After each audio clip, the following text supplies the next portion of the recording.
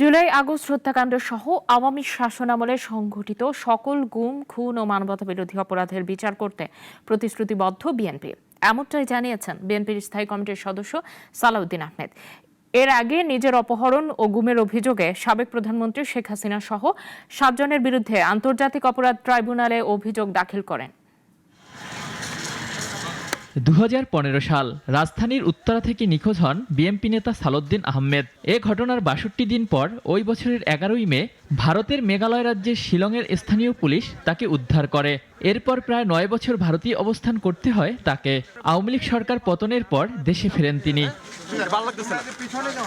দেশে ফেরার ৯ মাস পর নিজের অপহরণ ও গুম নিয়ে আন্তর্জাতিক অপরাধ ট্রাইব্যুনালে অভিযোগ দায়ের করেন সালাউদ্দিন আহমেদ।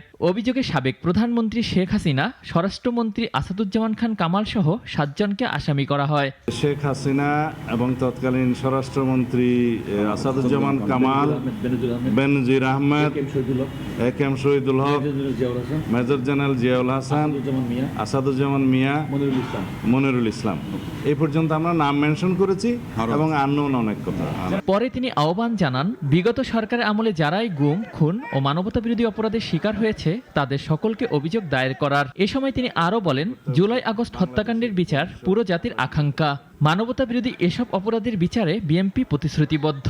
শুধু বিএনপির প্রতিশ্রুতি নয়, এই জাতির আকাঙ্ক্ষা, জুলাই আগস্টের শহীদদের রক্তের আকাঙ্ক্ষা, সমগ্র জাতির প্রত্যাশা, এই জনগণের প্রত্যাশা, ন্যায় বিচার প্রতিষ্ঠা করতে হবে। পরে চিফ প্রসিকিউটর বলেন, এই অভিযোগ আমলে নিয়ে পাঠানো হবে তদন্তের জন্য। এটা অনেকটা বিলেটেড স্টেজে দায়ের করেছেন। আমরা আশা করেছিলাম যে অনেক আগে এটা আসবে, যেহেতু এটা খুবই আলোচিত ঘটনা।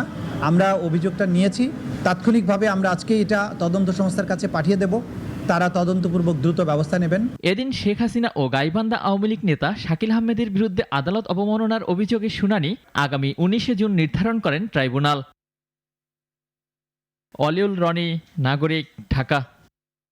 ওয়ালটন আবারও মিলিনিয়ার অফারে ওয়ালটন ফ্রিজ কিনে আপনিও হয়ে যেতে পারেন মিলিয়নিয়ার।